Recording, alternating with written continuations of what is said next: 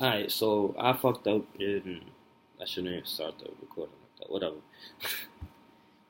I fucked up and did Gabriel's and then stopped it. I want this to be like a continuous thing. So, I'm not gonna record Gabriel's thing again because that was already 17 minutes of my life. But yeah, so if you want to watch Gabriel's review, it'll be on a separate video. My lips are chopped as shit. What up, ladies? Anyway, so all right, so the way I'm doing it is from 10 to 1, the order of the draft. I'm then gonna at the end of it, I'm gonna review the order that I think everybody, the first to worst, who had the best draft, who had the worst. I do a pick by pick breakdown. So yeah, just watch the Gabriel. I introduced this at the Gabriel with Gabriel's video, and my bad, Gabriel, that I messed that up. Yours is gonna be separate now. But okay, so Darwinson had the ninth pick in the first round. So his team Terry Halte Valdez. I'm sure that's some Latin lawyer speak. I'm sure it probably means lawyer actually. Um, so you took AJ the first pick at 9. I love AJ. AJ the God is how I explain him in your thing. I think he's probably look. He's to me he's the best receiver in the league. Um, Above Julio, above all them guys. It's just you gotta like. If I had a late round pick, I would have taken him. No doubt about it. Last year was the first year he didn't have 1,000 yards receiving. He had 964, and he did that in 10 games. So he's been in the league 6 years, 5 years over 1,000. In 4 out of those 6, over 10 touchdowns. No, wait, I messed up. 4 out of the 6. Oh, he's played 16 games in 4 out of the 6. So he's a model of consistency. Like he plays, and Andy Dalton's favorite target is AJ Green. So he's the number one guy on that team. And then 10 touchdowns in 3 out of 6 years. Bro, what else do you want from a number one receiver? Like last year, even with an injury plagued season, still brought down 964 yards in 10 games. Like he was on pace for a ridiculous 1,400, 1,500 yard season. So I don't gotta brag about him, but I love the value of AJ. The injury kept people away till the ninth pick, and it's a steal. Like you got to steal at that pick. Then you got Michael Thomas, second pick, second round, 12th pick, another really good pick as a rookie, top 2 wide receiver. I'm sorry.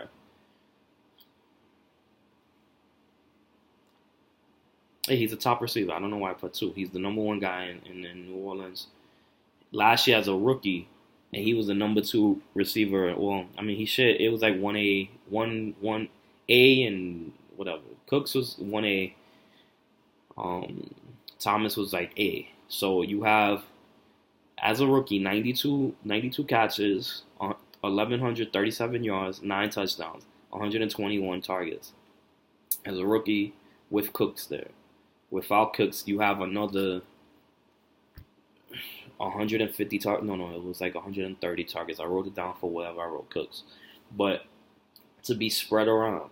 So he can only go up. He's amazing pick there. He's the best second round receiver, and you took him early. That was a good pick. Now Lamar Miller, third pick, third round, 29th pick. He burned a lot of people last year, including me. I think he's been pretty consistent, decent. Like he's been a good, last year the hype was that he was gonna take a step up because he was gonna have all the carries, and that was gonna be the first time where coach gave him, the coach was bragging about giving him 300 rushing attempts last year, 300 touches. I think they're gonna tone that back. Everything that they're talking about in Miami is that they're gonna tone it back, but I do think he's gonna. Not Miami, in Houston, but he was in Miami. But last year was actually the first year he got 1,000 yards rushing. So there's worse things you can do as a third round pick and he's a starter, so he has a little bit more competition now, but he's not. They're not taking him off the field often, so I think the offense will be better. You got a better quarterback, whether it's the rookie Watson or Savage, is way better than Osweiler and what they had last year. Somebody that can't. And I think I'll talk about this when I get to Hopkins later. I think both of them are gonna have better seasons just on strength of having a decent quarterback. You know, that can actually hit their target. You know, when there's an open guy, you can't focus only on Miller and Hopkins. So I think they're both going to be better here in the third round. I don't hate it. It wasn't amazing pick, but it was a good pick. You needed a running back. Then you took Ty Montgomery. I like Ty Montgomery. I think he's going to be given all the opportunity to succeed. You know, they drafted the running back, Williams, but he didn't really show anything in the preseason. So there's not really any danger for him to take over. Maybe goal line, which would be a little bit problematic if he takes over the goal line.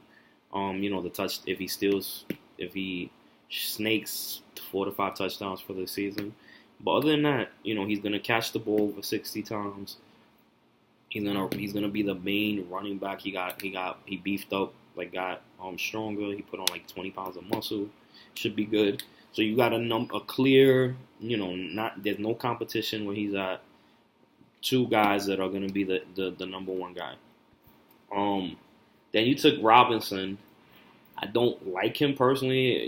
Bortles or Chad Henne are bad quarterbacks. But you got him in the 5th round, your 49th pick. You didn't reach for him. The name of your draft is value. You got value at every single pick. I don't think you reached for anybody. I think you took, solid dudes front to back. Excuse me. So, Robinson, I didn't like him going into this year, but he got 151 targets each of the last 2 years. So even last year when he had a horrible season, he got 151 targets. That's amazing. That's I think it was top 4 or 5 in the league in terms of the amount of times he got targeted. You take that with hopefully a better running game with Fournette, hopefully where they're not, where it's, you're being hopeful that Bortles is not a bum, or that at least if Henne takes over, he can find him as an open receiver. But he's your third receiver. You're not expecting him to be amazing. You just need him to be good at that point. And then the next pick that you took, Larry Fitzgerald, another guy that you don't need to be amazing. He's been great the last 2 seasons, but even if they're just good, you got amazing value for these 2 picks. So yeah, and then Robinson, not to go back, but I wrote it down. So he's just 1 year removed from a 80 catch, 1,400 yards, and 14 TDs. Bro, that's elite. You don't just forget how to play in a year. So a lot of that was the quarterback. A lot of that was just a bad offense. But, you got Robinson and then you got Larry. So you got Larry Fitzgerald where you can't go wrong. He's your fourth receiver, your flex. And he's gone back-to-back seasons with 100 catches, 1,000 yards. That's amazing value. Whether I like him or not, whether he's old, 34 years old or not, he's still the number one guy in Arizona. And where you got him, he's not your first receiver. You're not depending on him to do that again. But even if he slightly, falls off a little bit and only catches 85 catches, you know what I mean? You still have for your flex or your third receiver, you still have a very solid pick with Larry. Then you took in the 7th round with the 69th pick, Russell Wilson. You were disciplined. You didn't reach. You didn't have to take a quarterback there, but he's a good. He fell. Our draft was pretty good with quarterbacks. He was a good pick. They're throwing the ball a lot more the last 2 years, and I don't think Lacy is the savior for that running game. Their offensive line hasn't gotten that much better, so they're going to throw the ball. They don't want to, but they're going to keep throwing the ball. And, You got one another year of Graham with him. You got another year of Baldwin with him. He should be all right. And do I think he gives you top 5 value? Probably not. But top 10, yeah, definitely. So it wasn't a bad pick. C.J. Anderson. Now this is the first pick I don't like. I don't like him at all. He's been a bum. He is a bum. His career high is 849 yards, and that's in 3 years as the starter. And since then, each season since he had that high of 849, his career rushing stats have gone down each year. And then last year he only played fucking 7 games and rushed for 437. I don't like him. I mean, I know that in Denver they would rather run the ball with their quarterback situation with Paxton Lynch or whoever the hell the other. I don't even know who's starting for them because I don't think they got Paxton Lynch starting. But they're not gonna be able to. So, but I just don't like him. He's been given the opportunity, even with Peyton Manning, he wasn't good. So he had like a 5-game spurt where he had a couple 100-yard games in that year with Peyton. With Peyton, and he hasn't been able to replicate that ever again. And we still draft him like he's a decent player. He's not. Then you got Adam Thielen. I like the value. Your receivers are pretty stacked at this point. He's the other guy in Minnesota. Diggs is the everything receiver, but Thielen they like to stretch out the field with him, so he's not a bad pick. Then you took. Wait, was this you?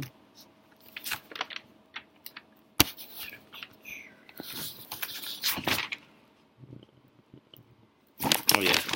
So then you took Chris Hogan. This was probably your first reach. That was the 10th round, the 92nd pick.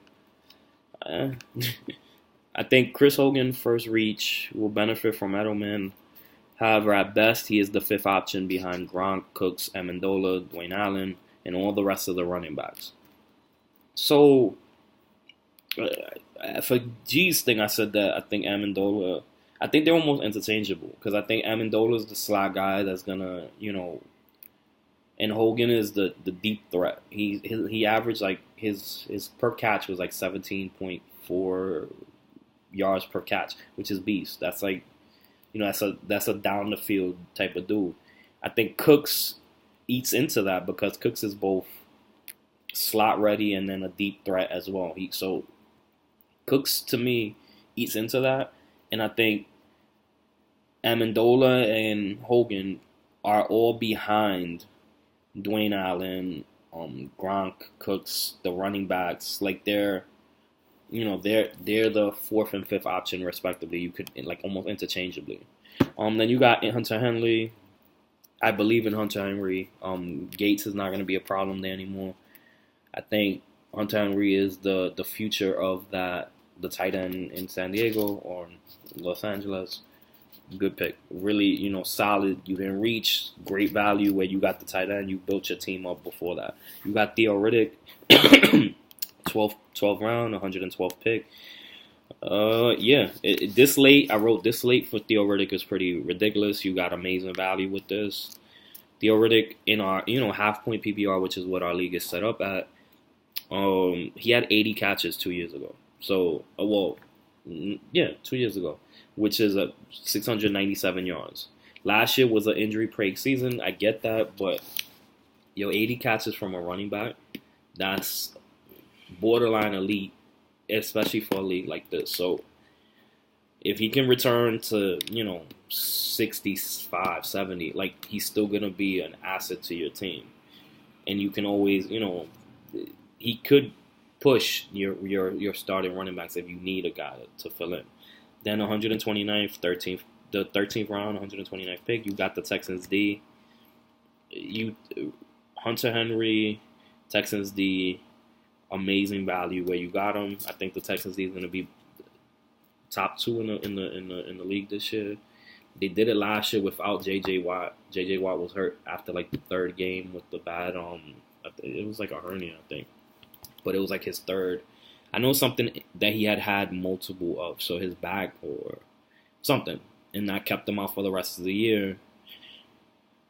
But with J.J. Watt, and then you got Jadeveon Clowney, you got a good secondary. That team is stacked. They were top 6 in the league last year without J.J. Watt. That's all I have to say, actually. Add another, add a caliber, defensive caliber player of J.J. Watt, they're going to be amazing. So, you didn't reach. You didn't have to take them in the 5th round like you did. I think the Texans are good. Then you took Bailey. I wrote my guy. Good kicker.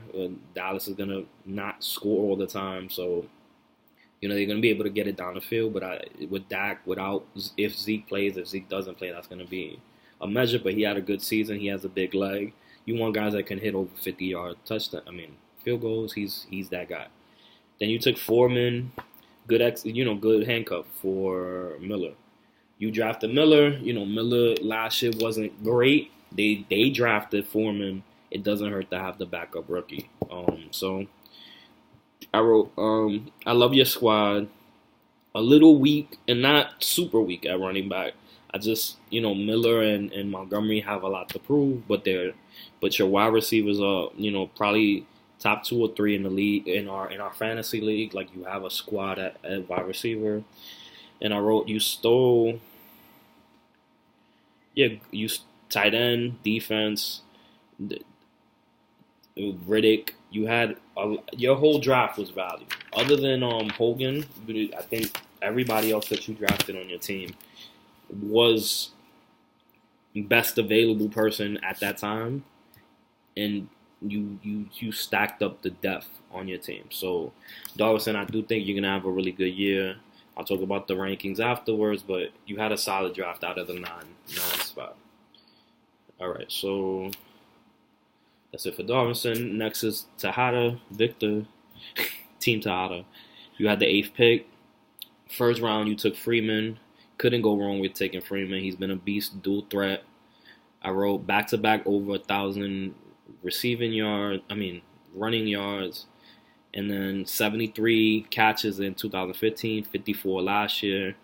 And he's had 11 touchdowns each season, just running. I think I'd like 2 or 3 receiving each for each year. So amazing value.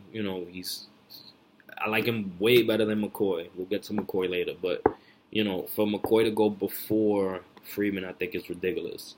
So great running back at the end of the first. Then you took Howard. I don't mind you taking 2 running backs. I don't mind even taking Howard. I just think he worries me a lot. He's like Gurley to me. And I may be wrong, and I hope I'm wrong, because I don't know. But he reminds me of Gurley. Broke out the first year, but the team is going to be terrible trash. And you took Powell later. You have good running backs that have shown skill, but they're on really bad teams. So, without Cameron Meredith that just got hurt, who else is Chicago throwing it to? You got Kevin White, but they don't have anybody to throw it to. So it's basically teams can focus all their energy on Howard, and it's gonna be like, is he good enough to break through, aid in the box all the time? Or even when he goes out for passes and teams are going to be scouting where he's at on the field all the time, it's going to be tough for Howard to do anything with himself just because he's the focus. So I think he's great. I feel like a Gurley type regression might happen because he doesn't have any help. Even if they put the rookie quarterback in Trubisky, they're going to run the ball a lot. They're going to protect the quarterback. So I don't see a lot of upside for him. If he does what he did last year, then it's a great pick. And you're luck, and I don't want to say luck out, but but that's why it's tricky. Let me move on. Terrell Pryor, I was one of my favorite receivers this year. He goes from a terrible situation to an amazing situation. Cleveland was bad last year. They had 4 quarterbacks starting. And none of them could get him the ball efficiently. He had the battle to get his catches last year. So he went over 1,000 yards last year. I don't know why I didn't write how many touchdowns, but I think he only had 4 or 5 touchdowns. But he goes from a poor defense, really, I mean, poor offense, really, really bad offense, to arguably one of the better offenses in the NFC. You got one of the top 5 quarterbacks in the league, Cousins. Um, you and they lost Garcon, they lost Jackson, so he's in there to fill that void. Him and Crowder are gonna be amazing this year as long as they stay healthy. He was practicing with Randy Moss in the offseason. I think Terrell Pryor is gonna be really good. So as your first wide receiver, he's great.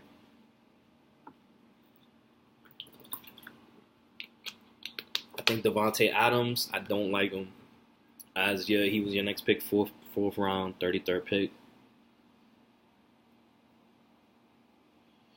I think there's no way he scores 12 touchdowns again, and that's all his season was based on last year. He didn't get 1,000 yards, he didn't get a lot of catches, 12 touchdowns. So to take him this early, there was other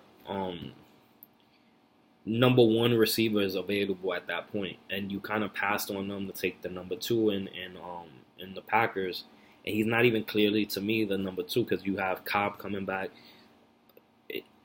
You have Bennett going as the tight end, which should get more targets, and then you have Jordy. I just don't think he replicates the 12 touchdowns, and then you kind of took him early for the number two guy in an offense. I don't care if it's a really good offense.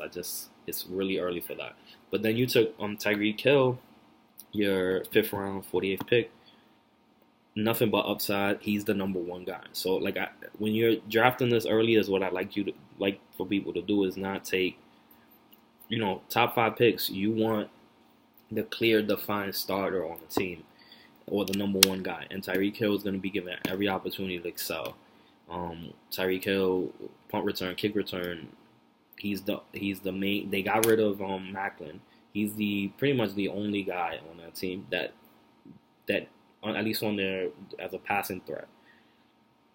Excuse me. So that was a great pick, and nothing but upside for Tyreek Hill. So you got a guy that can push to be the top, top 15, top 10 wide receiver this year, like in fantasy, definitely. Yeah, we spoke about Powell. I don't mind Powell. A little bit older for a guy, but he hasn't gotten a lot of work. So his legs should be relatively fresh. He's 28. Last year was his first year, getting like every down back work. He only did it for like half the year, but when he did it, he showed that he was good. He showed that he can maneuver. He showed that he can carry the ball 20 times and still catch the ball 5 to 10. Like from before that, he was just the receiving guy, the guy that will go out on 3rd down. Forte's old. He's washed up. Forte will still get some early down work, but I think he's a good dual threat guy. So I understand why you took him. I just think, another really bad situation with just the team being trash. The Jets are going to be a lottery team. They're going to get a lottery team. Well, like basketball, but, they're going to have the worst, either not the worst, top 3 pick in the draft next year. So they're going to be really, really bad. So yeah, it worries me the same way Howard worries me. I don't think it's bad. I don't think they're bad players. I don't think that if they want a decent team that they would be, the greatest value to your fantasy team. Is just, their situations are kind of worrisome to me. Then you took Woodhead. That's what I wrote. I really don't have an opinion on him either way. I think in Baltimore they do throw the ball a lot to the running backs. So if he can stay healthy, he's gonna get some burn. In our league, it wasn't a bad pick. 7th round, 68th pick. I just don't love him. I really don't have an opinion either way. He's not a bad pick. He's not a great pick. It was a solid value. I guess if I'm trying to put a definition to what it was a decent pick. Deshaun Jackson. Now I can't stand him I get why you took him. He had 1,000-yard receiving year last year, but I don't know, man. I don't. He's one of those. I mean, he goes to a better situation. Winston likes to throw the ball deep, so he has a good like. He's not. He has a cannon for an arm. So it's possible that he replicates what he did last year, but he's such a iffy. Like he's not a consistent player. So my issue with him is more like you're never gonna be able to play him to start him and be comfortable starting him. I mean, your team seems to be a little bit risk reward, like more risk than I like for a team. So like even with Eifert that you took the next round, the I don't like Deshaun. I get why you took him, but I don't know. He's played 15 games, 10 games, 15. So he hasn't been in the last 3 years. Hasn't been terrible. I don't think he gets to 1,000 yards again. I don't think he does what he did last year. And I don't know. We could make a bet on it because I don't like him. So Eifert. However, I do like Eifert, but he's another guy that just doesn't play. And you took him not early, but ninth round, 88th pick. He played 15 games his rookie year. Since 1 game, 13 games, 8 games. The 13 game season is what you were drafting him on. It's when he had 13 touchdowns in 13 games. But even then,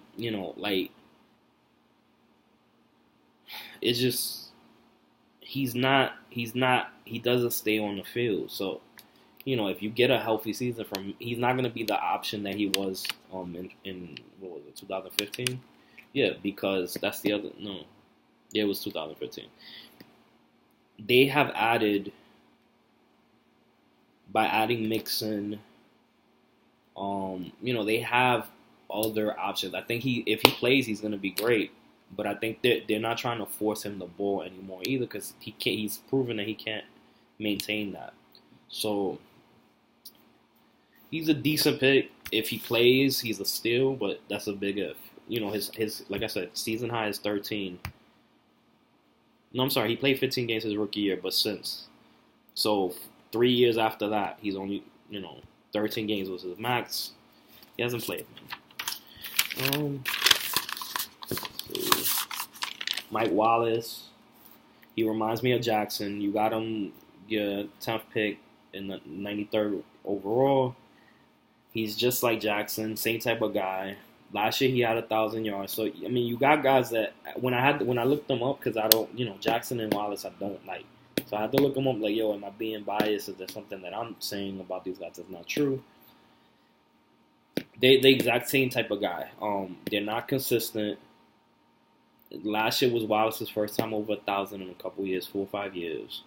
But these big play guys that if you start them on the right week, could win you a week. So I mean, I get why you took him. I don't like him. Derek Carr with the 11th pick, 108, good value, really good value. Derek Carr was fantastic last year. Before he got hurt those last 2 games, he was like top 5, top 10. Well, definitely top 10. He's good. And you didn't reach. You got your quarterback. You built up your team in other places before you got him. Then you got the Chiefs with your 12th pick, 113 overall. They had a lot of turnovers last year. They didn't lose anybody important to that defense. So I don't see why they can't replicate what they did last year, or at the very least, be a top 5 defense, which is good. So you took them a little bit early. 12th pick, the 12th round, but it wasn't a bad pick. So good, that was good there. Took your kicker way too early for me, though. You took him in the 13th round. If you're not getting an elite kicker, it's dumb to take a kicker that early. You could have gotten other people, but whatever. You took Prater. Then you got Blunt. I don't think he's going to do well in Philly. He's never done well outside of the Patriots. And Philly's not really banging with him this much. He's on a cheap contract. They may cut him. Not cut him, but he's not. I don't think he's not going to replicate what he did last year, but it's a late round pick. It doesn't hurt to take him, if he's a decent player. You got some value at the second to last pick. Then Kevin White, this is probably your steal of the draft. I don't like him that much, but he's a starter, so he's the number one guy. With Meredith out, who the fuck else are they gonna throw it to? So at that, to get somebody that's the clear number one guy, we don't know what he can be, but we know he has the opportunity. It's not a bad pick. So yeah, I don't know what else. Kevin White. So I think I think we just have a different evaluation of players, you and I. So I think that's why when I look over the team, it's not a bad team. I just don't like a lot of the guys that you took. So like outside of Freeman and Pryor and Hill, I think Hill you had a really good, where you got him. There's not much else that I can say. Oh, you got Derek Carr. It's like a 50-50 draft for me. Like those players, I normally, if I don't like somebody, it'll be one or two players on their team. Like half your team I just don't like. So it's just people that I think, are very boom or bust type of players, and I stay away from people like that. So all right, I'm done with Vic. I think no. And did I say anything? And then the good running backs on bad teams, that also fucking scares me a lot. So with Howard and Powell, I think they're really good players, but their situations are really bad.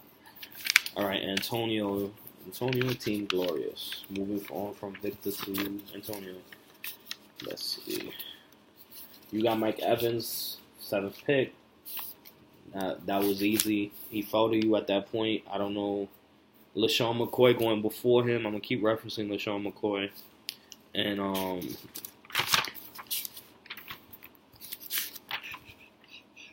so, I mean, yeah, Mike Evans, that was a great pick. There wasn't really anything else to say about that. Then you took Zeke. Zeke is not a bad pick. He might not be even suspended. If you don't take him in the second round, I was definitely going to take him. So, he's a first-round talent. Amazing value where you got him. Time is it? Okay, so I'm hanging in on time. So, all right, and then there's nothing much really to say about those first two picks. They were great. Nothing else to say. Great value 2 years ago. Receiver hasn't missed a game. What are we talking about? I didn't even write the person's name. Oh, Hopkins. It has to be Hopkins.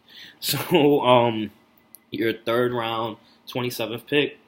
You took Hopkins from the Texans. I wrote great value. Please don't tell me this shit stop recording. Okay, here we go.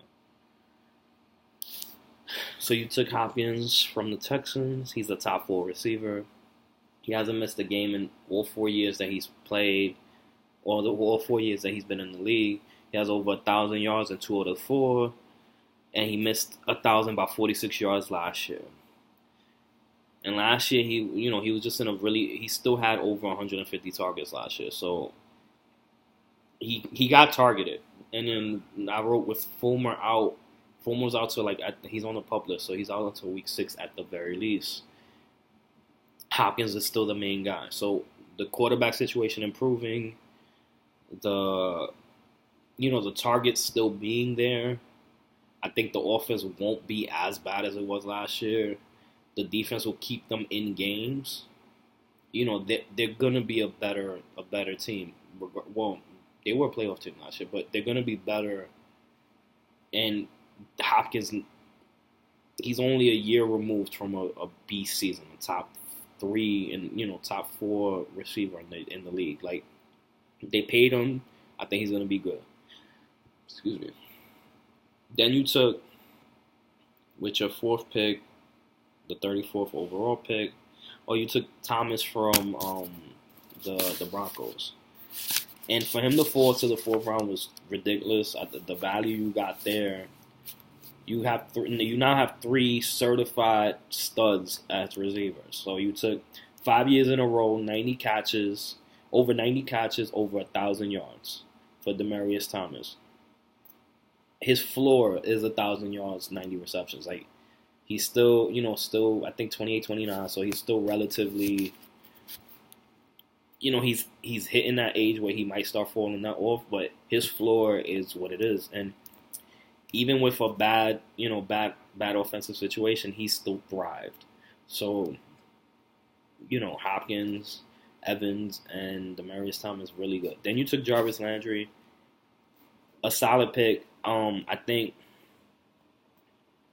I think with Cutler, it kind of changes the situation a lot over there, but he's not bad like at all. So you took he's your fourth receiver. So another solid pick. He has over 84 catches every year, over 1,000 yards each of the last 2 years. So 2 out of 3 years as your flex, 1,000-yard receiver is not bad.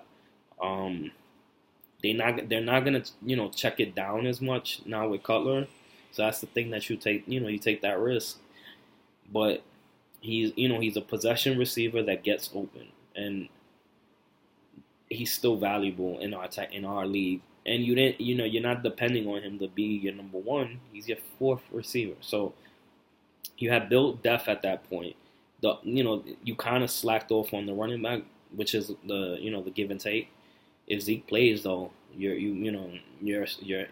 solid on him. So then then you took Drew Brees, really good value. He was the third quarterback off the board, which the 6th round, 54th pick.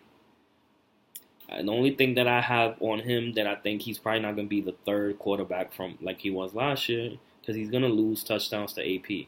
So they threw the ball a lot in the red zone last year. I think they threw the ball the most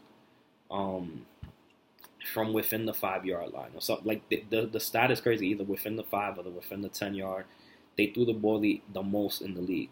That's definitely going down. Like with AP, the reason you get somebody like AP is because you want them to bring home those easy convertible touchdowns from within the 5. So the touchdowns will go down. The yards have to go down. He was a monster last year. I don't see that maintaining itself, but he's still gonna be great.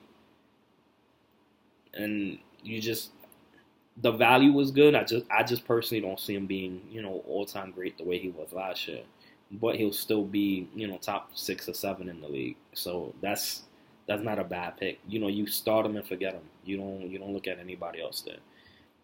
You took Jimmy Graham, who I had to look up, but he appeared in every game last year, and I thought which was crazy because he came off a torn patella surgery. He is 31, but I don't know if he can go back to the Saints Jimmy Graham, but he's going to be better than he was last year because he was still, relatively recovering from a major injury. So I think he can be a really, really good tight end. Last year he was, he returned to being an All-Pro. So, there's nothing. He played every game, so there's nothing really that as a red flag where I think that he wouldn't be good. It's just, at where you're drafting him at is like the upside. It's built into where you draft him, so he has to be a little bit better than he was last year to justify taking him that early. But other than that, he was good. I think he's a solid guy. He's, even he was going, I think, like a round later. I don't think you reached per se, though. So then you took Zeke's backup. That was your second running back. That was the only problem that I had with your draft. Okay, so you have one running back to play after 74 picks in the draft. Then you took Gillislee. When he first signed, he seemed to be the perfect replacement for Blunt. But I don't, Belichick is an asshole, and he doesn't care about our fantasy teams. And he will play. Gillislee doesn't seem to be the starter right now. They're giving Dion Lewis burn. They're giving White a lot of burn. So can Gillislee be really good? Yes. But he was hurt early on. He didn't play much. So you're probably not, he'll probably, with Belichick, once somebody fumbles or somebody else fucks up, then he'll get the chance. But he's not written in every week as the starter. And Belichick has told talk badly about, not badly, but kind of like, you know, he needs to get the reps in. He's not guaranteed a spot. Blah blah blah blah blah. So it is not a bad pick. I just wish you had at least one more other running back. So let's just see who else you took.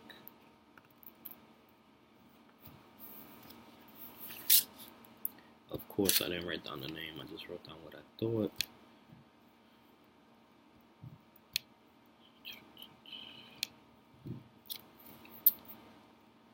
This thing is taking me way too long. With the 10. Oh, you took Robert Kelly. I should have wrote that down. Robert Kelly, with your 10th pick, 10th round, 94th pick was really good. He is a starter. So you finally, like, the draft is making sense now. So you started filling in the spots that were, your running back where you were weak, and you started filling them in with starters, which is you're not taking the backups. Kelly's a solid. He's gonna be the main guy in Washington, which is fucking fantastic. You then have Procise, not a bad third down back. He was solid last year. They're gonna keep using him in that same spot. You took Marcellus Bennett. I don't know why you would take two tight ends when you have Graham, but I don't like it. That's only the knock is taking him. But then you took James White, which is amazing value where you got him. You got James White, the 13th round, 127th pick. 2015, 40 catches, 410 yards. 2016, 60 catches, 551 yards. He is that passing down back for them, and they love passing it to the running back. So he's gonna be all right. So you got Procise, James White. Then you took Vinatieri. I guess not bad. You took then you took the Panthers as the defense. They added a lot of skill players to that defense. I don't know if it's going to be a lot better, but they added talent to the defense. I love your team, though. Zeke and those top 4 receivers, best in the league. If Zeke plays, you're good. My concerns are Drew Brees and Graham. But you got a lot of depth late. So your running backs that you got late, they're second-tier running backs, but you got a lot of them, which kind of help your team out. You got a boom or bust. What up, bro? So you got a lot of boom or bust players. Gillislee, Zeke suspension, but you're going to be all right. All right.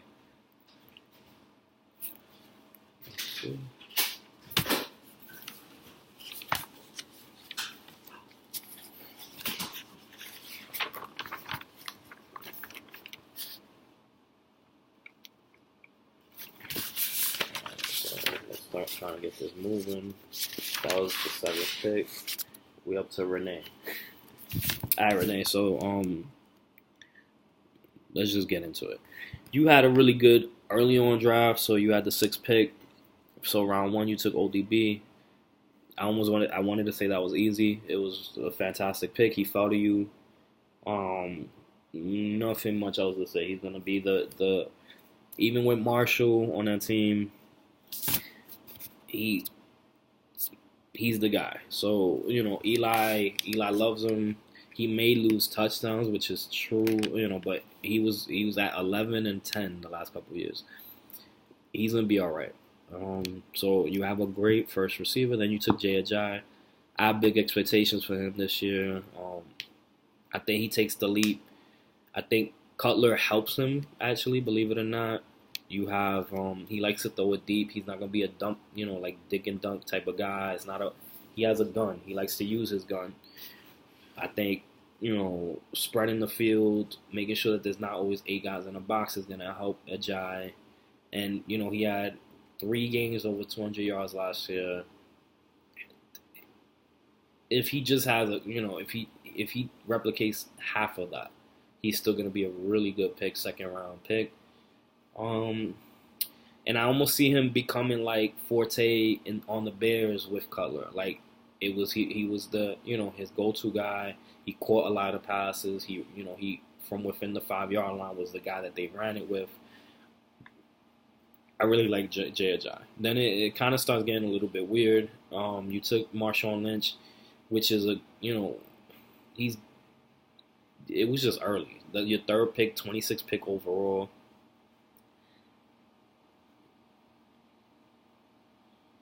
Okay, of the running backs that went around him, he was probably the worst one. 2004 was the last time he was great. However, the potential for over 10 TDs is a possibility. So I can't knock it too much. If he scores 10 touchdowns, he's a good pick. And can he be at least what Latavius Murray was last year? I think so. Yeah. So it's a better offensive line than there was in Seattle the last year he was there. So I'm talking myself into it, but not really. Like a year off he had a 2015 was filled with a lot of injuries, and he took the year off last year. If he's healthy, he should be all right. It's just early. It was just real early for him. Let me just see, and then you took Travis Kelce. I think probably the most athletic tight end not named Gronk. He's the consistent of the younger guys. So he's been 3 years in the league, 16 games every year he's played. He hasn't missed a game. Oh yeah, and every year he's gotten better. So last year, 85 catches, 1,125 yards. Like he's a stud. And then you took Tom Brady. Not bad. He's the number 2 quarterback taken off the board. You took him with the 46th pick in the draft. So you have ODB, 2 running backs, Kelce, and a QB. I wouldn't have done this formula, but they were still up to this point. I could defend your draft. It gets kind of hectic after this point though. So Tom Brady, even with Edelman out, I think he's gonna be alright. I think give me a second.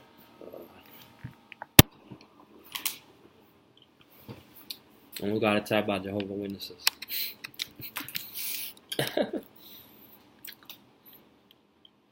That's funny that happened right before I was going to say how Renee team fell apart.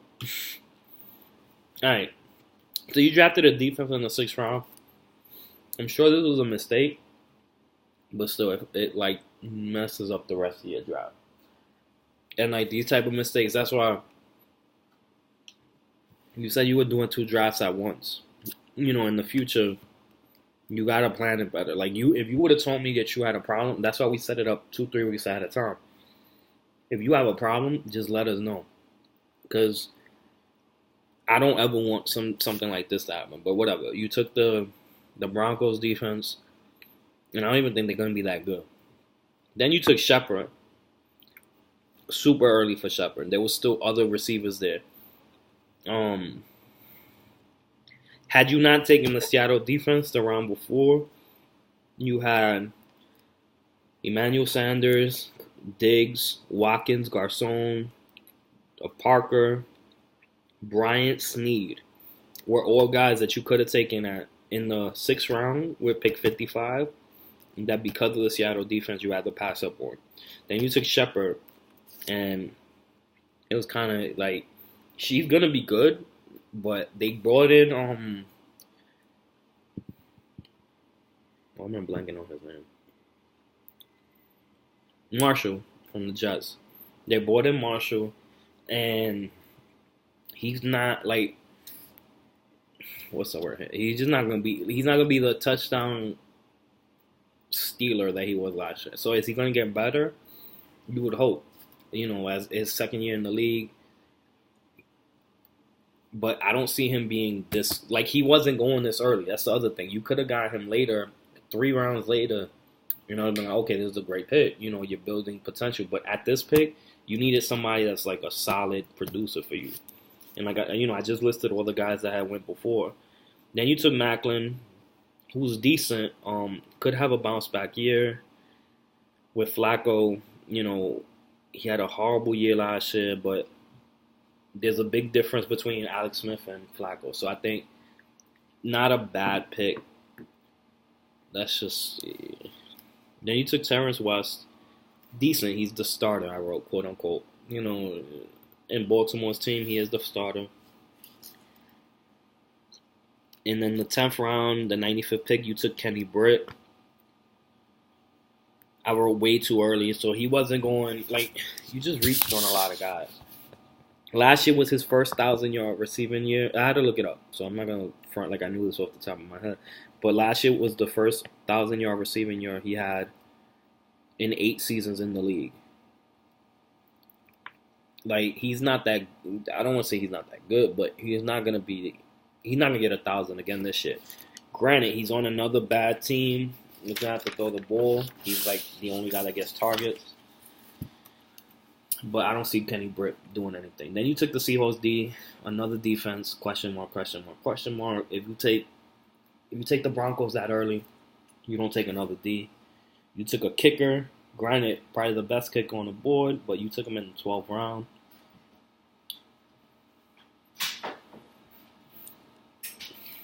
Give me a second. Let me turn my roommate about.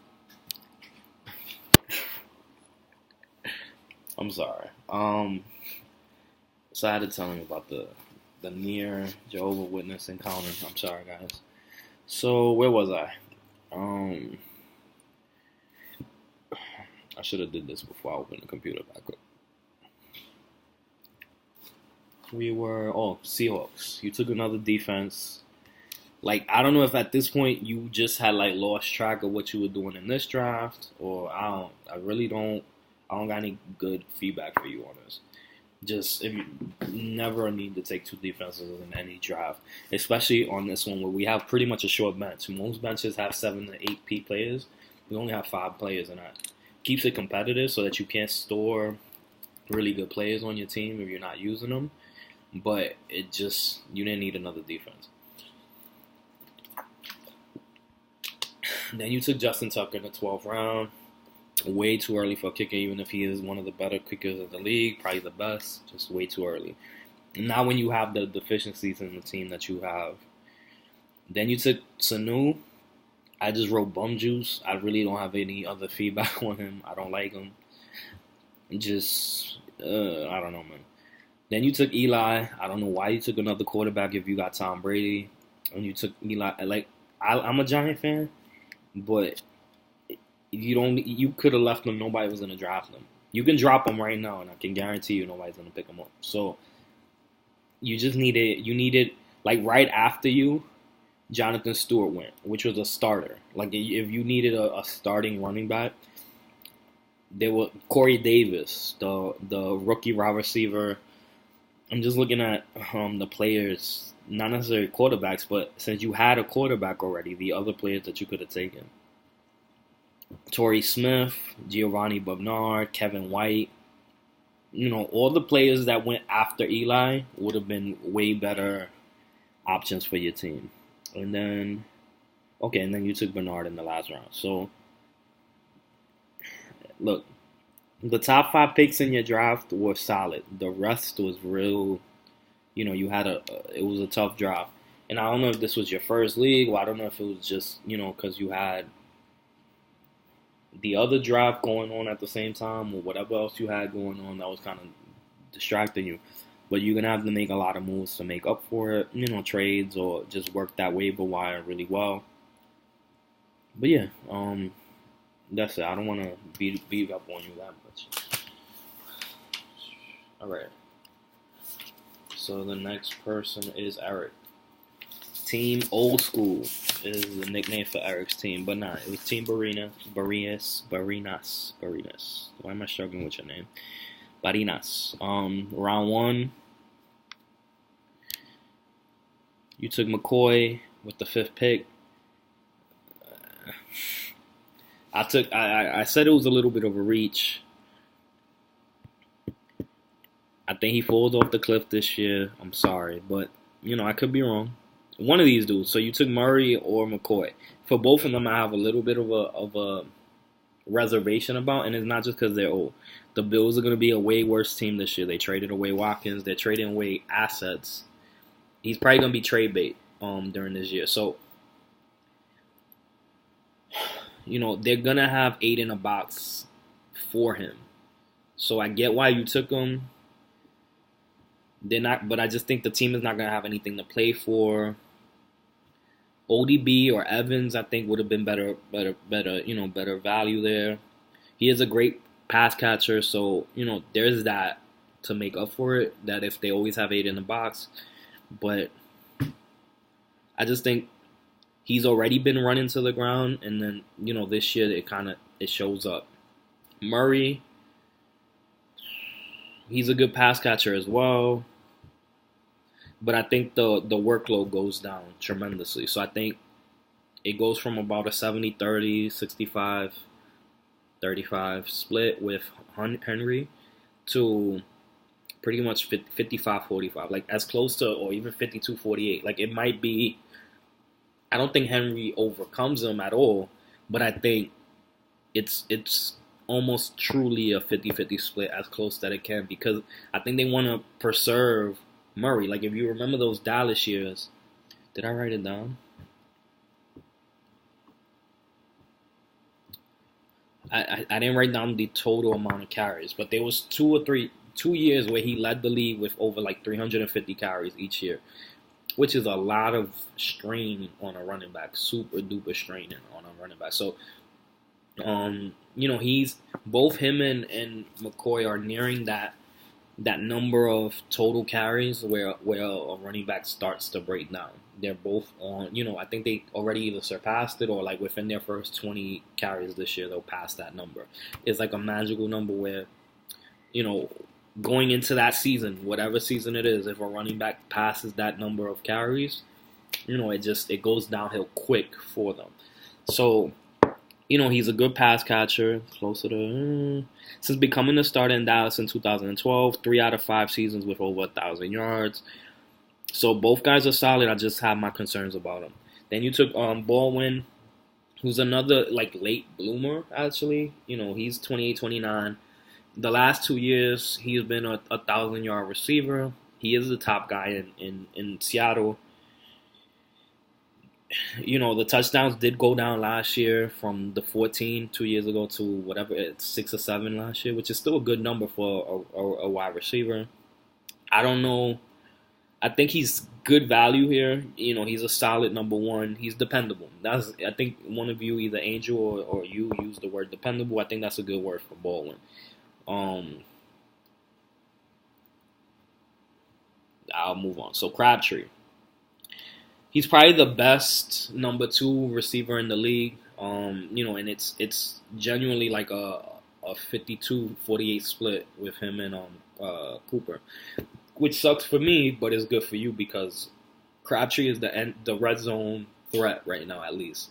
I think Cooper has the better talent. I think Cooper is better overall. Better pedigree, everything. Coming from Bama, having won a championship in Bama, then coming, and being the main guy in Alabama, coming to Oakland, and each year getting better, each year having over 1,000 yards his first 2 years. The touchdowns just haven't followed it. I think Crabtree he's like the wily veteran of the group. Carr loves him because he's dependable. He's where he needs to be. He doesn't drop passes. So he's very touchdown dependent, I feel, almost, but I don't see that going down. If Cooper gets better, it's because Carr increases his touchdown output, not because Crabtree goes down. If that I think that it makes sense in my head. I hope I elaborated that thought well. Then you took Olsen, just like Baldwin, another consistent dude.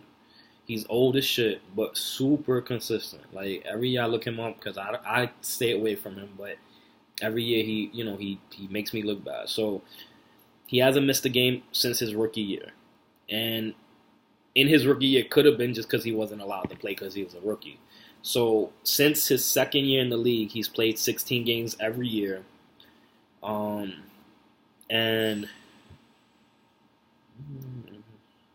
so over 1,000 yards in the last 3 years. 3 touchdowns last year, lowest since his rookie year. Never been higher than 8. So he's averaged. He's normalizing at about 4 to 5 touchdowns a year, which isn't amazing for a tight end. But his yards and catches make up for the lack of like red zone threat. So last year was his lowest. His highest was 8. He's averaged 4 to 5 a year. So he's a consistent guy. Taking him in the 5th round, maybe a little bit early, but I guess if you wanted him on the team, if you like the dependability of him, that's where you had to take him. So, not hating, I just, like I said, reliable, but they can't all remain reliable past 30. So then I have Emmanuel Sanders, your sixth pick, in pick 56. Not a bad guy for your third receiver. He's good value here. He has 3 years in a row with over 1,000 yards, over 135 targets each year. So even with a bad quarterback, he's done well.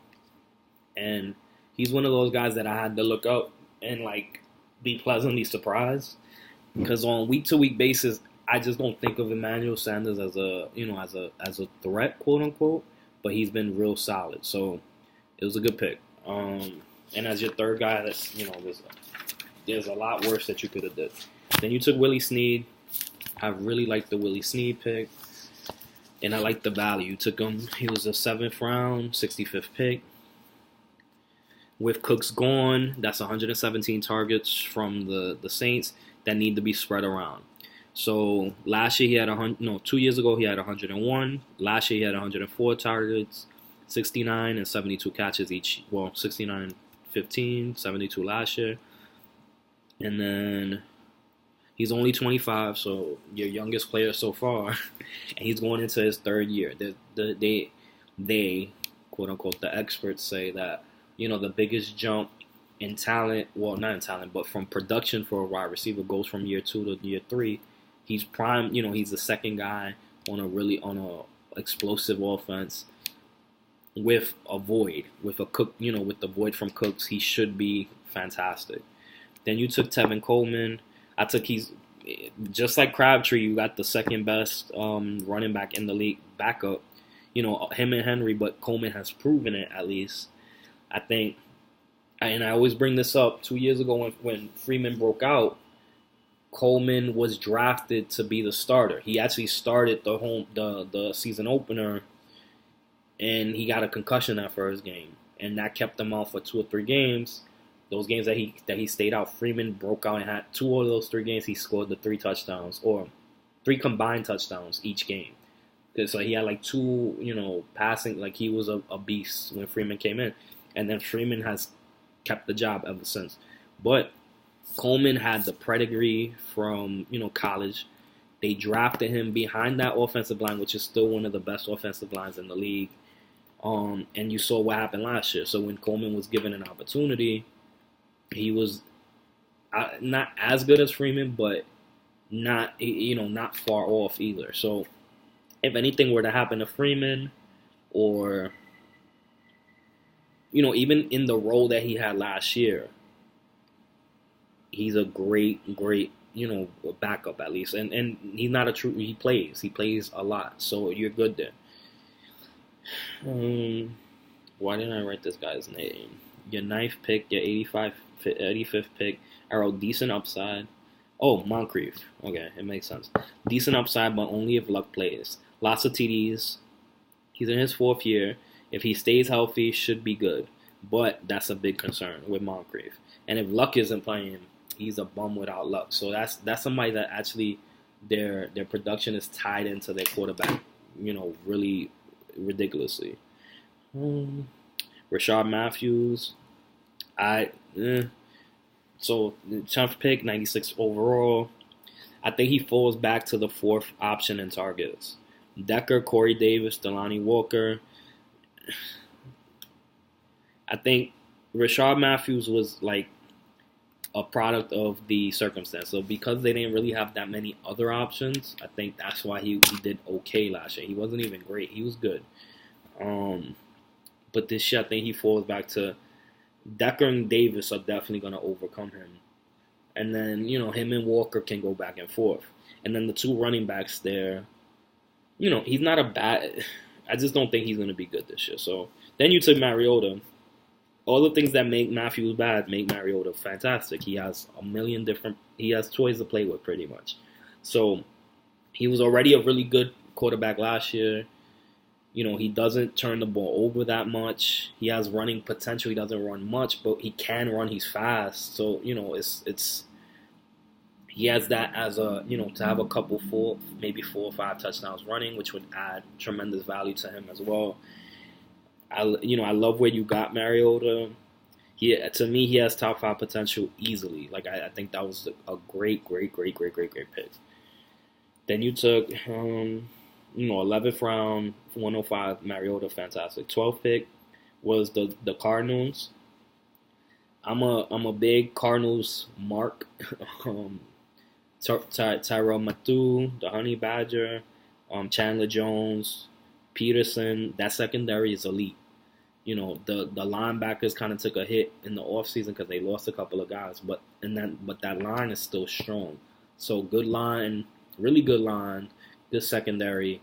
The linebackers, I'm not sure what they did in the draft, if they replaced any of the guys that they lost, but I really like the Cardinals.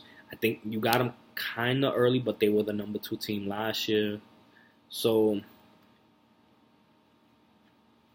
but I still think they're going to be a really good team, so I don't mind reaching for them that early, but still.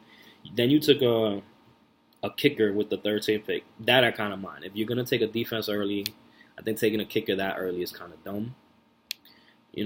I can list the hundreds of players around there that was still good, but, you took a top 3 kicker with Gronkowski, so, it's give or take, right? Then you took Jonathan Stewart, 14th round to still get a starter, and then Torrey Smith, A++. I think he can return to his Baltimore glory days as a home run threat as your 15th pick in the round. 15th last pick of the draft. I think was really good. Hate Rashard Matthews and Moncrief. Iffy with your top 6, but still, you had good value spread out all over the draft. So you had Snead, Mariota, Sanders, and then Smith. That I think, you finished your draft on you were pro pretty much. You took really good players even late into the draft. What number did I give you? So yeah, you're in the playoffs. I just think, if you have any issues with those first, yeah, you good. If you have any issues with those top picks, though, that's where, it's going to it could sabotage your season. If I'm right about any of those, the 3 out of your first 5 picks, Olsen, McCoy, Murray, if any of them kind of have a bad year, you might be a little bit stuck. All right, so Eric, team old school, but it was a good draft.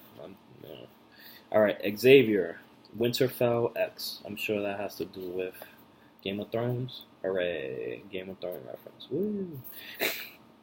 You had the 3rd pick. You took Antonio Brown. Oh, I'm almost done.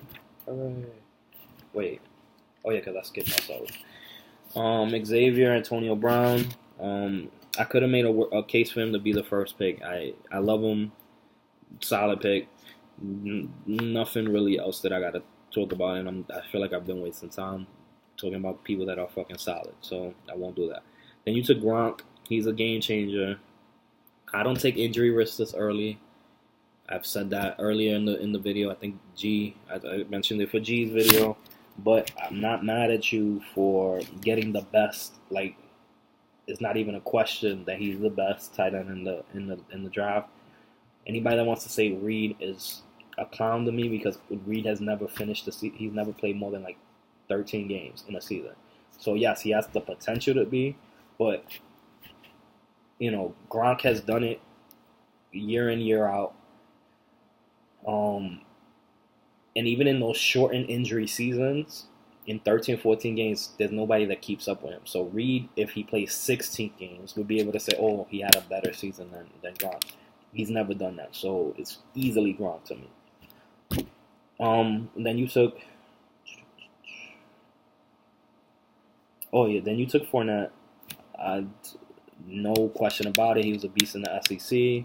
He's the main guy. There's T.J. Yeldon is not going to do anything to him. He's the main guy. They're going to try to protect the bad quarterback situation there, so they're not going to throw the ball that much. That's a good and a bad thing for Fournette. You know, teams will be able to... I mean, I've said it for other guys, so I'll have to say for him, if the situation is bad, they're going to be able to prepare for him. So that's the only thing I don't like, but I would have taken Fournette there. I think the upside is really good. The offensive line is not bad. So that's a good, that's another thing that he does have in his, I guess, pocket. And they have, with Robinson on the outside, they do have a deep threat. They have a good receiving threat. It's the situation more than anything else that if everybody can prepare for him, that may be why he doesn't succeed. But I think the talent's there. I think opportunity's there. It's just, how bad is the team going to be? It's the only thing that could affect him negatively. Then you took Alshon Jeffries. I wrote he was the best guy best receiver of that next tier. However, 2 of 5 years, 16 games. 2015 and 16, though, he 8 games, 12 games. He hasn't played recently, and it seems like he's always an injury concern. I see the upside. I don't on a new team with what's the quarterback from Philly? Starts with a W. Whatever, the quarterback from Philly that he's going into his second year had a really good year. Carson Wentz had a really good year last year. As a full rookie, relatively speaking, I think he can only get better this year, and he has, a toy, a 6'4" red zone beast. If Jeffries plays, just the same way with Gronk, if Jeffries and Gronk play, you have a amazing team. But that's the thing, the injuries are kind of suspect. So then you wrote Carlos Hyde. I wrote Carlos Hyde. You drafted Carlos Hyde, 5th pick, 43rd overall. I like Hyde. I like the coach. I like what he does with running backs. Schottenheimer has a really good history with a talented running backs. Check Freeman, check Coleman. I think he's gonna resurrect Hyde's career. Hyde was a blue chip from Ohio State. Like, he was last year, because San Francisco sucked. And I mean, they're not gonna be that much better. That's the thing. That's the give and the take. It's a better coach. It's a better scheme for him. At the beginning of the summer, they didn't like Hyde apparently. But Hyde got into shape. Hyde has been proving the coaches wrong. The coaches have gone from not really liking him as a player to liking him. I think you started out really strong. So your top 5 picks, even though there was a couple question marks with health-related things, I think they were really solid. And I like the upside for Hyde, and he's the main guy there. So can the team overachieve? That's where you gotta kind of if they do better than they did last year, then he can be top 5 in the league. If he can stay healthy. That's the other thing, though, because his health record isn't great. Then you took Mark Ingram. His spot isn't guaranteed. I feel like the Colts hates him in the red zone. Hightower got a lot of burn last year for Ingram. Ingram did have a 1,000-yard season last year, which was his first last year. And he caught over 45 catches second year in a row. So, between the 20s, they use Ingram a lot. Just when it matters, they don't. And that's kind of the thing that, with AP there, I'm really concerned with AP in town. I'm really concerned about it. So, It's not a bad pick. It's just not a great pick. And I mean, at that point, he's your third receiver. I hate Marshall though, so I think he's gonna score touchdowns. I don't think enough to be relevant. So, and granted, the Jets were a bad team last year, so I get, sometimes you got to take that with a grain of salt. He didn't forget how to play, but he also just doesn't have the tools right now to play. Like, other than his size, he's not, he's not fast. He's not athletic. Well, he's just not. Those tools have fallen off. So, outside of being, he's going to be very touchdown dependent. And I don't know if you can depend on him week in, week out. So right now he would be your third receiver. You kind of want some consistency. You don't need, the upside doesn't need to be there. You just need consistency from there. I don't know if you're going to be able to depend on him week in, week out. You then took Zach Ertz, solid for PPR. I think, he has back-to-back 75 catch seasons. Last year he had a career high, 4 touchdowns and 700 yards. And he's been over 700 yards the last 3 years. So there's no reason I don't see his touchdowns going up, even if it's a couple, from 4 to 6, 4 to 7. That will make his season from last year, even just last year, like elite for tight ends. So Zach Ertz, where you got him, I don't mind it. Very good pick. Then it kind of starts falling apart. So Marshall, I don't like Lacy. He's not even the starter in Seattle right now. Everything they've been saying for the offseason is that Rawls is starting. Lacy did get into shape, but I don't know, man. I don't like the situation. There's too much question marks there. So, I mean, it's not a bad, but you also didn't need another running back there. So that's kind of why you got him. It's all right. Ted Ginn, I just wrote nope. I didn't even do any research on Ted Ginn. I don't see him replicating the touchdowns from last year. Is he in a better situation, like passing situation? Yeah, I mean Drew Brees in that offense is going to be better than Cam, but Cam depended on him a lot, like as a touchdown threat, and I don't see that. It's very, I don't know, I don't see it, man. So then you got Stafford. I love where you got Stafford, the 103rd pick, 11th round. Really, really good pick with Stafford. I don't even have anything else to say. I think, last year they tried to protect him towards the end of the year, and that's how they started winning. So that may be the only thing that he might not throw 500 attempts or 6, whatever. It was like he had 2-3 years in a row where it was like the most in the league. That's definitely going to go down.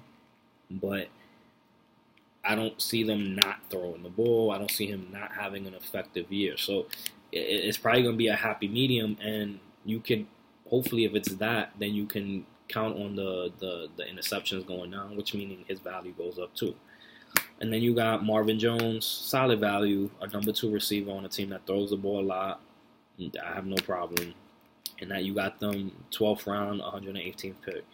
Then you took Derrick Henry, capital Love. Love Derrick Henry this year. I don't know what I did in that 11-12 round category, because I was definitely targeting Derrick Henry. I don't know why I didn't try to get him before that, but he was a beast at Bama. Last year he was amazing. Like for the situation that he was in, I think he scored 6 touchdowns with not limited touches, but he was behind DeMarco Murray, who was still clearly the guy. I think this year he gets if anybody were to get hurt, like number 1 guy, he's definitely the one that could shoot up to top 5 in the league, like top 5 running back easy.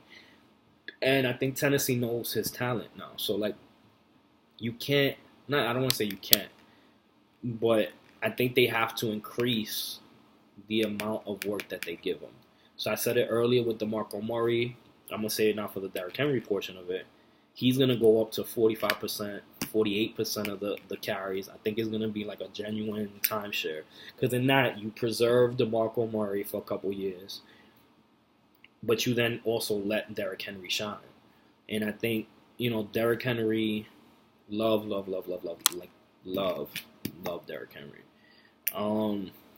You got Crosby, I don't, it is what it is. And then you got the Steelers D. Not a bad. I let Stafford, Jones, Henry. That was a really solid, back to back to make up for a couple of questionable picks. You'll be competing for the playoffs the entire time. Let me just see, because I have written.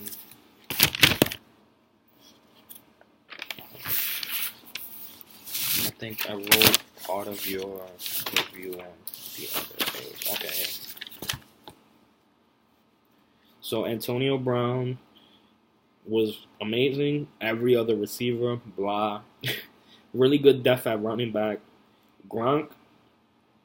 Oh, yeah. I didn't even realize that, though. So you picked Gronk, and then you took Ertz. I was like, you should have gone with a better receiver there. There's no need to have 2 out of 5 top tight ends. I think Angel did this thing, too. You guys, I don't know. Unless you're rewriting the formula, we'll see how you guys do in the league. Because I know Gronk and Reed are both injury prone, so I get the idea of taking a second tight end. I just think if you take one that early, you have to make up for what you missed out on in the other, the receiver and running back positions by just building depth. And that's the thing. That's what I think the trade-off is. If you take one that early, even if they're injury prone, you took a hit at those other positions. So you shouldn't sacrifice those other positions again before the 10th round. So, taking Ertz is kind of that's why it would be problematic if you have Gronk. That to me doesn't make a lot of sense. So that's why your team kind of takes a hit with the overall. And let me just, because I'm over, because G's was already an 18-minute video. I'm at 140. So let me try to quicken this up. Angel. Wait, is it Angel? Yeah, okay. I'm good. All right. I got 2 more picks. I'll do mine quick because one of y'all have to do me. All right. Angel, second pick. Bell, no question. His health scares me a little bit.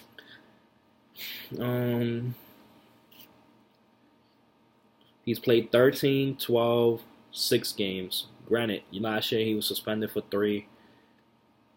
But he missed another one last year as well. So he's only played 16 games once in his 4 years. But he's great. So the only thing is the health that concerns me. Hopefully he stays healthy. He held out, which I'm not an expert. I'm just, using their analysis. Sometimes when you're not in camp practicing, it saves your legs, but that's when people, if they're not in condition, they kind of get those hamstrings and quad injuries. Those I pulled something because I'm not game ready, and so he just finished his holdout on the first. Hopefully he maintained his shape and he's good. But still, there's no, you can't not take Bell there. I mean, unless you would have taken Antonio Brown, but it's A or B. Then Cooks is an amazing talent. Top beneficiary of Edelman being out. Over 1,000 yards his first 2 years since being a starter. He's only 23. Can only get better. Opportunity is really good.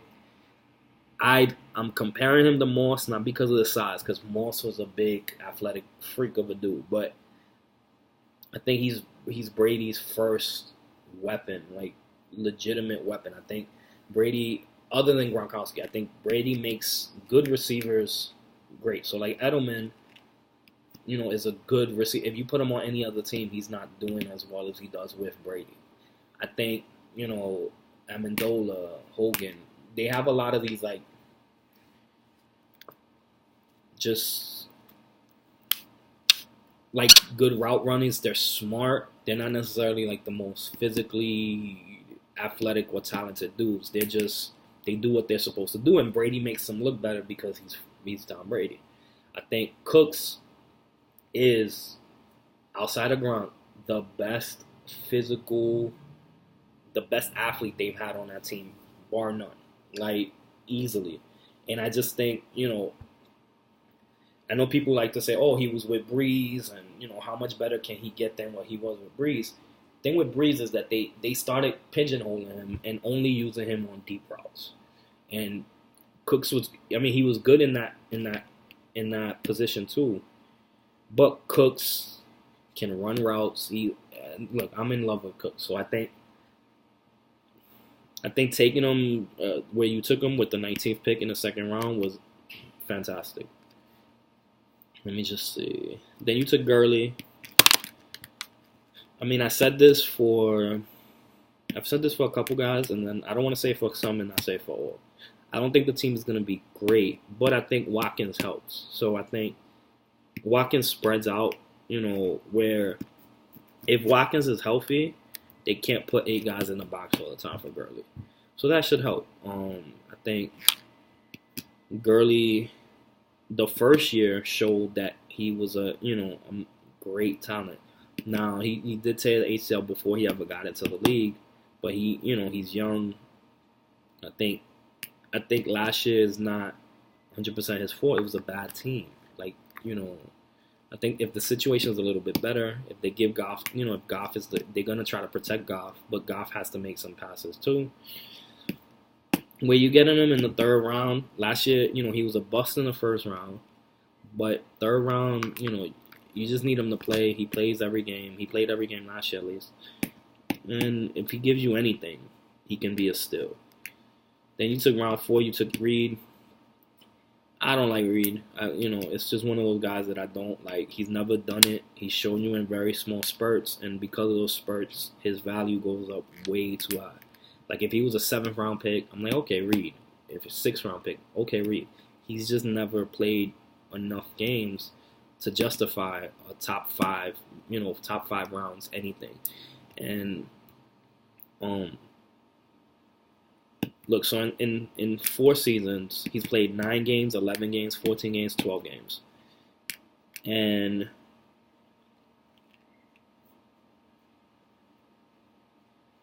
even his 14-game season, he was injured throughout the season. So it's just, I don't know, man. Like, I get it. I'm not saying I don't get why you take him. And he kind of fell because I've seen him go earlier than the 4th round. Seen him go in the 3rd. And, you got him relatively late 4th round. So it's not a bad pick. I don't like him. So we'll keep it at that. Then you took Crowell. Fantastic value. He was a 3rd round dude in the 5th round. However, and I think this is when you noticed it during the draft because you were speaking about it a couple times. Excuse me. You only had 1 receiver in the top 5 rounds. So, but everything else was good. So I can't knock you for it, but you didn't really need Crowell there. But you have Trey Bate if he does well. He's still, the team was bad last year. And they should be a little bit better. Kaiser's going to be the they have their quarterback of the future. They have another year with Corey Coleman. They brought in Kenny Britt. Like, they have a decent, probably, they probably still like a lottery team top, but they should be a little bit better than they were last year. They brought in offensive line help. So, Crowell's young. You have Duke Johnson helping him out. Like, I think that, and Crowell catches the ball too. So that's, like, they're going to use both guys a lot. He's not a bad pick. And in the 5th round, he had fallen to you at that point. You have to take him. Like, the value that you got him with was good. Then you took Watkins. The value, again, like, you got really good value. I don't love him, but I love the upside. So, at this point, I feel like, the upside was fantastic. But you have a lot of guys that are really suspect with their health. So that's kind of what the question mark is with your team. But you can't deny the upside with Watkins, regardless who the quarterback is. I think he makes any quarterback better when he's on the field. Parker, I have him on my other 2 teams. What is it, 3 teams? Whatever. I have him on every league I have, except this one. I love Parker. Cutler loves Parker. That's what you need to know. He's going into his 3rd year. He's gotten better each year, the 1st and 2nd year. He's a big target. He's athletic. Cutler called him Alshon, but faster. So I'm 1,000% behind Parker. I love Parker. Then you took Cam. I have no problem with Cam there. Only 2 years ago, 35 touchdowns through the air. So, you know, he didn't forget how to be a good quarterback. That last year was kind of he had the concussion and then he was kind of nicked up the whole year. But I think McCaffrey helps him. I think he's gonna be solid this year, and where you got him is not bad. So he was the sixth quarterback off the board. You didn't reach a really good value there. Okay, and then you did the same thing. So hate the second tight end this early. You took Randolph. Randolph is good. Got no problem with Randolph as a player. I just have him as him being your second tight end off the board. You got Reed. You don't ride with Reed. You should ride with Reed. There's never going to be a week where if Reed is healthy, you're starting Randolph. Like, even in your flex, I don't see that being a thing. So that's my problem with taking Randolph in the 9th round, your 82nd pick. You then took Jordan Matthews. Good pick. Good value. Like, I have no problem with that. 99th pick of the draft. He's the first. He's supposed to be the first guy. No problem there. Okay, so I don't like Decker, but still where you got him and what he was before last year, he was great. So 11th round, 102. Last year, 3 out of 10 before last year. So from 2012 to 2015. 3 out of those 4 years, 1,000 yards receiving, 10 touchdowns. Not bad at all. And, so you can't, there's nothing wrong with that. Then you took Andrew Luck. I mean, if you're going to take Cam, you took 2 tight ends, 2 quarterbacks. I just don't like that formula. I think, you're going to make deals and you're very active, so that may not be the case for long. So, I get waiting on Luck, and then, whatever happens later, he could turn out to be amazing. So I see where you were going with it. I just don't like the construct of 2 tight ends, 2 quarterbacks. If you're gonna do one, that's fine. I think 2 is kind of weird. Not weird, but it puts you at a little bit of a disadvantage. You're not as flexible as you need to be. Then you took Bryant, the kicker from Atlanta, not bad. You took Corey Davis. He's the 5th pick in the overall draft. No problem with that. You then have Decker and Davis. I think you have the better receiving options in Tennessee. And you got him later than the other guy went that Eric took. So you're good. I don't like the Jags, but it is what it is. I love Corey Davis' pick. I didn't like the 3 running backs in the first 5 rounds, but you kind of made up for it later. Don't like the health concerns on your roster. Reed, Watkins, Bell, Gurley. But I do like the upside. So I love Cooks, Watkins, Parker's upside. And yeah, I already said that I don't like the 2 quarterback too. But you have a good team. So I don't know if it feels like I'm nitpicking. But you have a playoff team. Just there's good and bad on the team. So it wasn't a flawless draft, but it was a good draft. So you're good to go. And then we're up to Freddie, and I'm almost done. Hooray! If you listen to this whole thing, God bless your heart, or whatever, atheist heart, whatever it is. But listen, man. Let me just see. So Freddie had the first pick. He took David Johnson. Duh. I really have nothing else to say about the pick. Then you took T.Y., which is your 2nd pick, which was the 20th pick overall. Since he became the starter in 2013, he's only missed 1 game. 4 straight seasons of 1,000-yard seasons, over 80 catches, 3 out of those 4 years. He's consistent, man. And, I know because Andrew Luck is not there, people were scared. He was going early 2nd round in a lot of drafts, in mock drafts, and then over the last couple of weeks, he's fallen off a cliff. He's a 1st-round talent. You got him at the end of the 2nd round. There's no problem with that at all. I like T.Y. where you got him. Now then, Dez is your first pick that I'm a little bit iffy on, but, He's the only guy with health concerns, really, on your team. Let me just. So his upside is worth it. Like if you're gonna take a guy that has some injury concerns, Des Bryant is the guy to take that risk. They have to throw the ball more. If Zeke is out for any amount of time, he's gonna be good. So, he isn't bad, and then the touchdown upside is ridiculous. So from 2011 to 2014, he had 9 touchdowns each season, over plus 9. So there were seasons with more than 9, plus 9 touchdowns each season, over 1,000 yards every season from 11 to 14.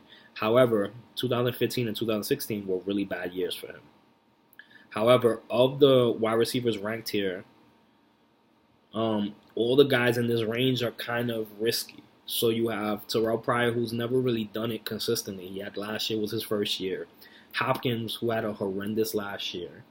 And then you had Baldwin, who was good last year, who's been good the last 2 years, but had 4 or 5 years where he was also ran, like a mediocre player. So where you took Dez, I have no problem. Like you took a risk there, but it's a good risk. It's the risk reward, he's your 3rd pick. So that's fine. Then you took Aaron Rodgers, 4th round, 40th pick.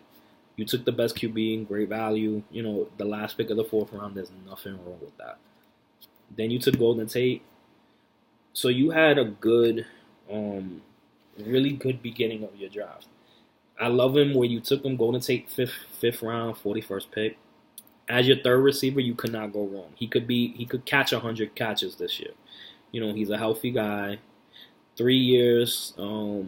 This is going to the Lions. Yeah, okay, since going to the Lions from 2014 to 2016, 90 catches each year. 2 out of those 3 years over 1,000 yards. And then since his 2nd year in the league, he's only missed 1 game. So, healthy dudes, baby. Like it's almost like I gave you my formula and you unleashed it in the draft. I think you took really consistent dudes. And even with your next pick, who I don't like, there's another dude that's super old. You took Gore. But Gore is the model of consistency. So, like, if you're going to take as your 2nd running back, there's a lot worse than Gore. He's the main guy. He still doesn't have any competition in that team. And so his stats are ridiculous. So he's 34, right? But he has not missed a game since 2011. And even before that, he's always played. Every season of his career, he's at least played 11 games. Since 2011, 5 of the 6 years, he's had over 1,000 yards. If Andrew Luck doesn't play, that's the concern. But to this point, whatever he's doing, if he's on that Tom Brady diet, he is keeping himself ready to play. So, you gotta the Andrew Luck injury is kind of what could make or break his season. So then you took Garcon as your 4th receiver. I don't like him that much, but when I look him up, another dude that and I don't know if you did this purposely, maybe you just like consistent dudes. He's over 31, but he hasn't missed a game since 2013. But then the thing is, he's been in the league 9 years. He's only reached 1,000 yards twice. So he's like above average player. He's healthy, and he goes to San Francisco where he's gonna be the main guy. But I don't see him, making that out to be a amazing, phenomenal season. He could be average, above average. You should expect above average. If he gives you 1,000 yards, then you won. You won where you got him. With the 8th round, 80th pick, you took AP. So I don't mind AP. Like I said, I think he's gonna steal a lot of touchdowns. In New Orleans, he could have a renaissance this year. However, I would be remiss if I didn't mention that he's been hurt. He's been banged up the last couple of years. So I don't mind the risk because you've taken a lot of healthy dudes before this. So he's all right. You could have done worse. You could have been better. But it's for that pick, what you got is gonna be all right. And he's like the 3rd running back that you took. So there's not a lot of bad there.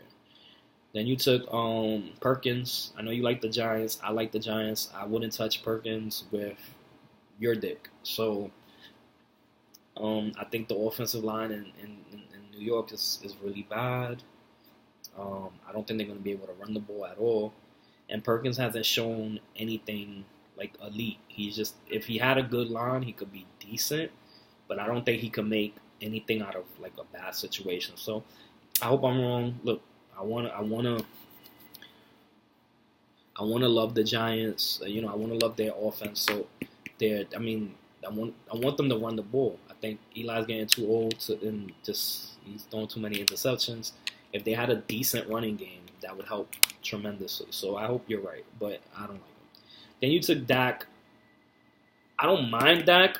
I mind that you took a second quarterback this early. So it was kind of like there was teams that didn't have one yet, and you took your second quarterback. So that's kind of like the first real mistake that I see on the drive. You took Cobb right after that with the 101st pick. I don't see any problem with Cobb. Not terrible, not great. I think you're building depth, not a problem. So then you took with 120, the 12th pick. You took Tyrell Williams from the Los Angeles Chargers. Fantastic pick. I think he could be your biggest steal. He's a number 2 receiver. Had over 1,000 yards last year. Yes, Keenan Allen could hurt his production, but Keenan Allen is also very injury prone. So Tyrell's 25. He had a great season last year. He had a rapport with Rivers. I don't see that being any different this year, even with Keenan Allen there. So I don't think he takes a major hit. The Giants tight end, you then dropped them, but you didn't take a tight end of value in the draft when you could have, it could be very problematic. You took the Patriots D. I don't think they're going to be as good as they were last year, but they're going to be all right. I think you have a good your top 5 picks were really good, solid, like safe, but upside is there.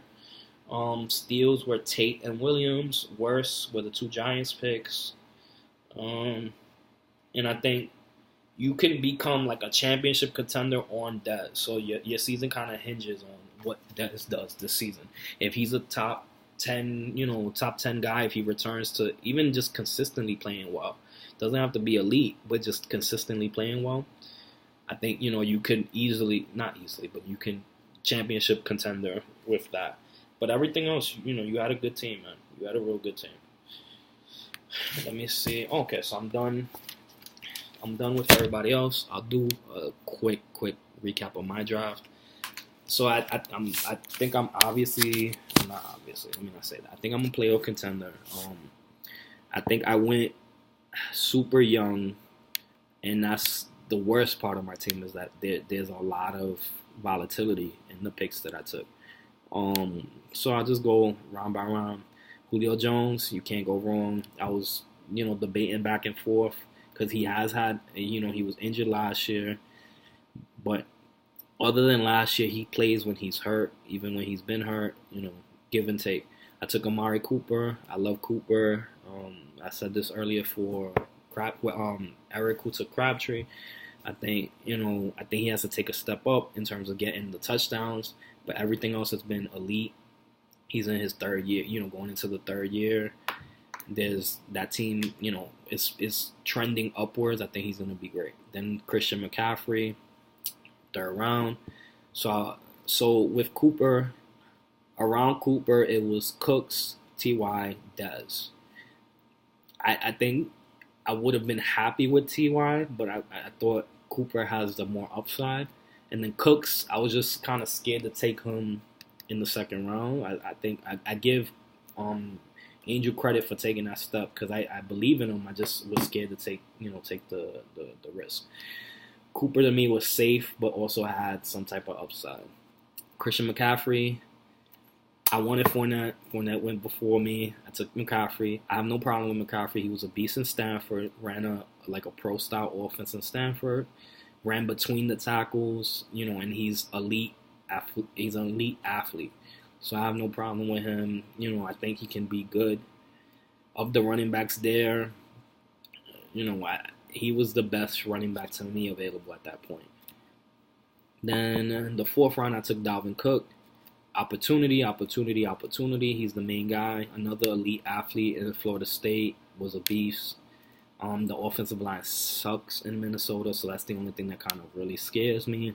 But they have a decent team around him, so with Diggs, with Bradford, it's not with Thielen, they're not gonna only focus on Cook. They have other alternatives to Cook, and I think if the line can hold up even a little bit, he has a really good opportunity this year.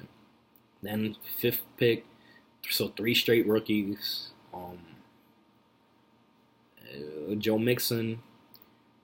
Here, I wanted Carlos Hyde. I was plotting on Carlos Hyde because I really wanted Hyde. X took him. I think Bilal Powell was the other running back that went afterwards. I like Mixon's situation way better than Powell. So it's more, he's sharing it with Hill and what's this guy's name? And Bernard. I think Mixon is the better athlete, absolutely. So it doesn't, it's just, I think he takes over that job. I'm hopeful that he takes over the job. Then Diggs. I think Diggs is one of the better number 1 options in the league. He's a PPR beast. I'm not even gonna. I have him in every league I've had a draft. I think he's gonna be fantastic. Martavius Bryant has game-breaking potential if he can just not get high. Whenever he's been healthy, he is the top touchdown threat, everything in Pittsburgh, even better than Antonio Brown. He's just a deep threat. Antonio Brown is just a better overall receiver, but is a very boom or bust. But he's my 4th receiver, so it's not like I'm depending on Bryant. He'll be my flex here and there, and if he has a good year, then I'm off. Duke Johnson. 3rd-year player in the 8th round. I think, they're talking about putting him in the slot. He caught 60 passes last year. He can only be, even if he just does that, he's a decent pick here. Like a decent fantasy, like a backup. I could plug him in here and there.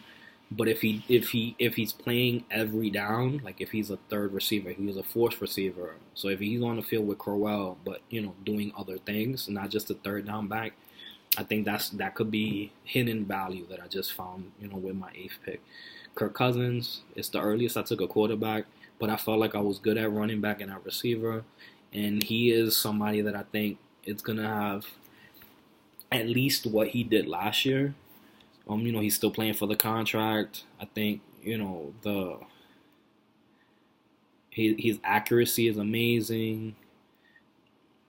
I just think that he's going to be all right. I think he's the 3rd, 4th quarterback in the league, and I didn't take him that high. I think he was the 6th guy that was taken off the board. Then I took Zay Jones, another rookie, just upside. His opportunity is very good.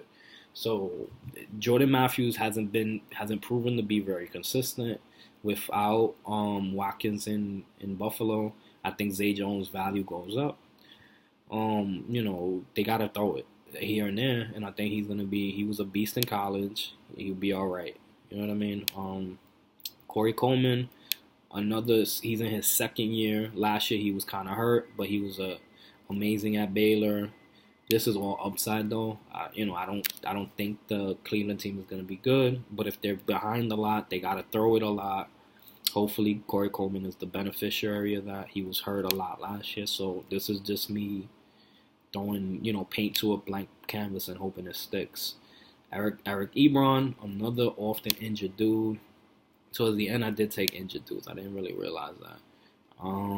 But at this point, I think I waited really late to get a tight end. I think he was the best tight end available. They let go of Bolden, which was eating away at Eric Ebron's red zone opportunities. So I think Ebron's gonna be good. Thomas Rawls, who I already dropped, but I think he's the starter. So X I think X has Lacey. It would be smart for you to pick him up. I just don't like Rawls. I don't think I need him. even if he becomes the starter. Then I got the Giants defense. They were top 5 last year. I don't know why they were going so late this year. They didn't lose anybody. So it was good for me to have a homer pick, but they were fucking fantastic last year. So it wasn't necessarily like I took any chances. They did not lose any players. And then I took Caleb Sturgis. Kicker, I don't care. It's interchangeable. So I'll do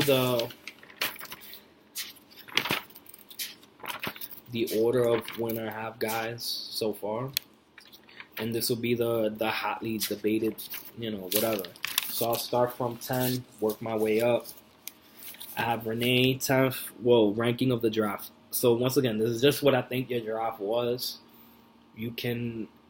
I'm sure teams get better. Last year, the 10th team I picked made like 4 trades and then won the chip in the league I was in. So there's not, edged in stone. Just no. Renee's had the 10th worst draft.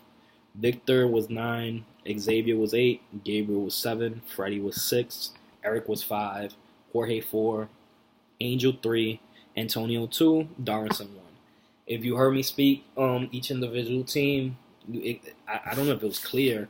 I think Darrison just had the best value at every single pick that he took.